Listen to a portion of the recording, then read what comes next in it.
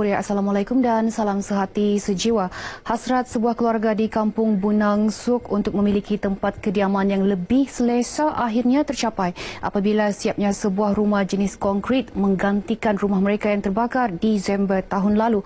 Rumah milik Joseph Kamoding, 57 tahun itu dibina di bawah program Strategi Lautan Biru Kebangsaan 7 NBOS 7 oleh anggota Bomba dan Penyelamat Sabah dengan kos berjumlah RM50,000.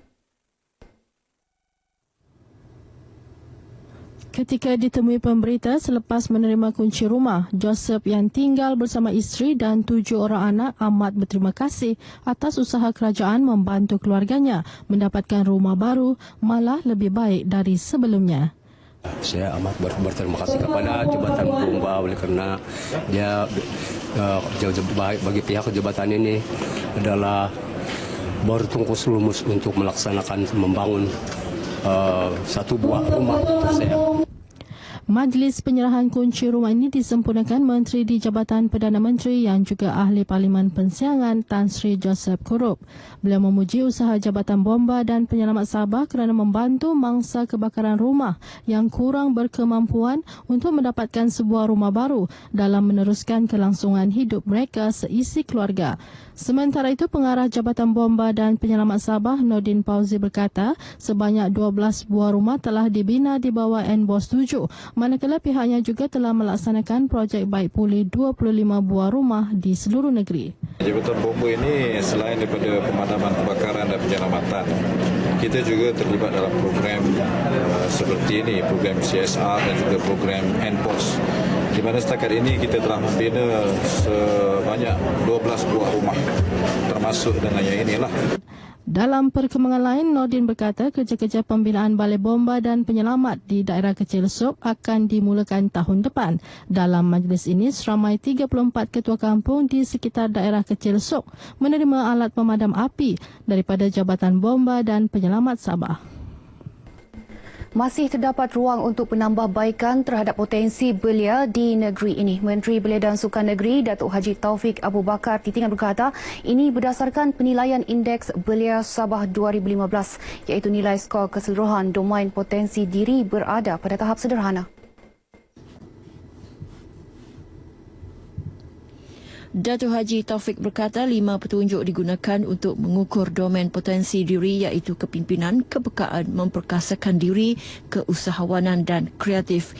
Beliau menyatakan demikian ketika berucap dalam majlis penganugerahan The Outstanding Young Person of Sabah 2016 anjuran JCI Kota Kinabalu di Kota Kinabalu. Datuk Haji Taufik menegaskan bahawa ciri-ciri kepimpinan dengan memperkasakan diri sangat penting dan kritikal dalam mewujudkan komuniti belia yang benar-benar boleh merealisasikan potensi diri mereka masing-masing.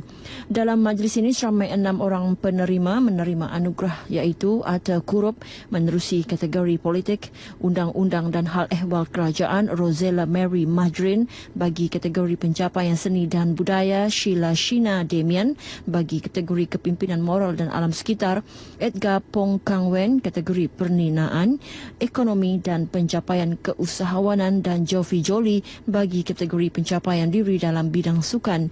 Manakala bagi kategori sumbangan kepada kanak-kanak, keamanan dunia dan hak asasi manusia dianugerahkan kepada Mary Ann K. Baltazar dan Dr. Pamela Yong bagi kategori perkhidmatan kemanusiaan dan sukarela. Kerajaan negeri sentiasa menyokong usaha memperkasa usahawan wanita. Pembantu Menteri Pembangunan Sumber dan Kemajuan Teknologi Maklumat, Datuk Hamisa Samad berkata ini termasuklah menyalurkan pelbagai bantuan dan insentif bagi menggalakkan golongan wanita menceburi bidang perniagaan. Datuk Hamisa berkata pelbagai skim bantuan, tabung dan program disediakan kerajaan dan sektor swasta yang boleh dimanfaatkan termasuklah MARA, Tekun Nasional, Yayasan Usaha Maju dan Amanah Ikhtiar Malaysia. Beliau berucap demikian ketika merasmikan Kelab Usahawan Anissa di Dewan Masyarakat Tawau. Datuk Hamisa berkata kerajaan sentiasa berusaha membela nasib rakyat, namun usahawan juga perlu membuka minda dan sentiasa kreatif dan bersifat inovasi untuk mencipta kejayaan. Beliau turut menggesa agar para usahawan memanfaatkan teknologi terkini untuk memajukan lagi bidang keusahawanan yang diceburi. penguasaan teknologi akan menjimatkan masa, tenaga dan wang, bahkan berupaya melipat gandakan keuntungan dan mengembangkan lagi perniagaan. Dato' Hamisa turut memuji kelab usahawan tersebut atas komitmen meningkatkan kemajuan wanita dalam bidang ekonomi melalui dunia keusahawanan. Pergerakan Wanita UMNO Sabah tetap yakin sokongan rakyat di negeri ini kekal positif dan berterusan walaupun wujud parti-parti politik baharu.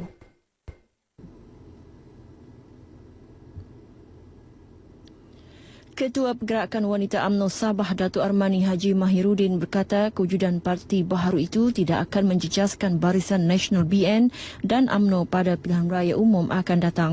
Ini kerana BN terbukti berjaya membawa pembangunan kepada negara melalui pelbagai projek pembangunan yang telah sedang dan akan dilaksanakan. Beliau berkata demikian kepada pemberita selepas merasmikan persidangan Pergerakan Wanita UMNO Silam di Lahadatu. Sementara itu, Ketua Wanita UMNO Silam Mizma Apidullah berkata, Wanita UMNO Silam mengisytiharkan untuk terus memberi sokongan tidak berbelah bahagi terhadap kepimpinan Datuk Seri Najib Tun Razak selaku Presiden Parti dan Perdana Menteri serta Ketua Menteri yang juga Ketua Perhubungan UMNO Sabah Datuk Seri Panglima Musa Haji Aman. Kesatuan Guru Kerajaan Sabah KGKS merupakan medium terbaik bagi warga pendidik membantu memperkasakan bidang pendidikan di negeri ini. Sebagai sebuah badan bukan kerajaan, NGOs, KGKS boleh membantu menyelesaikan permasalahan warga pendidik dengan lebih berkesan untuk dikemukakan kepada pihak berwajib. Ketua Penerangan Pergerakan Pemuda UMNO Malaysia, Jamawi Jaafar berkata KGKS yang ditubuhkan pada 1967 bukan sahaja mendengar permasalahan dan menyelesaikan masalah yang dihadapi warga pendidik, malah membantu menjaga kebajikan mereka. Beliau menyatakan demikian ketika ditemui media dalam majlis santai petang sempena mesyuarat duit tahunan KGKS ke-37 di Keningau. Jamawi yang juga Ketua Pemuda UMNO Tenem berkata penggunaan media sosial sebagai tempat meluahkan perasaan dan masalah berkaitan kerja adalah tindakan tidak tepat kerana ia boleh menjejaskan imej pendidikan di negara ini. Beliau juga berharap dalam pembentangan bajet akan datang, kerajaan akan menyediakan lebih banyak prasarana pendidikan khususnya di kawasan luar bandar. Jejak kasih Persatuan Veteran Radio Televisyen Malaysia PVRTM ke Sabah nyata memberi pengalaman percutian yang menarik selain mengembalikan nostalgia ahli-ahli persatuan itu yang pernah berkhidmat di negeri ini. Seramai 34 ahli PVRTM dari Kuala Lumpur terdiri daripada bekas kaki tangan unit radio dan televisyen menyertai program jejak kasih ini. Menurut Timbalan Presiden PVRTM, Zahara Ghani Batusha, Sabah bertuah kerana mempunyai pelbagai tarikan yang ada di antaranya tidak terdapat di negeri lain di negara ini.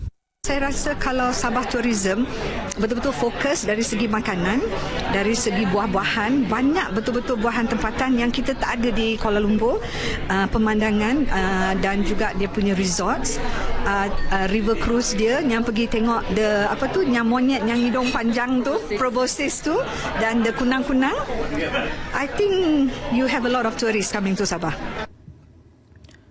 Beliau ditemui pemberita RTM dalam jamuan malam sempena program jejak kasih PVRTM ke Sabah di Kota Kinabalu. Jamuan tersebut dihoskan pejabat Ketua Menteri. Hadir sama Presiden Persatuan Alumni Radio Sabah, Rasa, Datuk Gan Potiau dan kaki tangan RTM Sabah. PVRTM diwujudkan 20 tahun lalu dan kini dianggotai seramai 800 orang bekas petugas radio, televisyen, artis serta pelakon kelahiran RTM.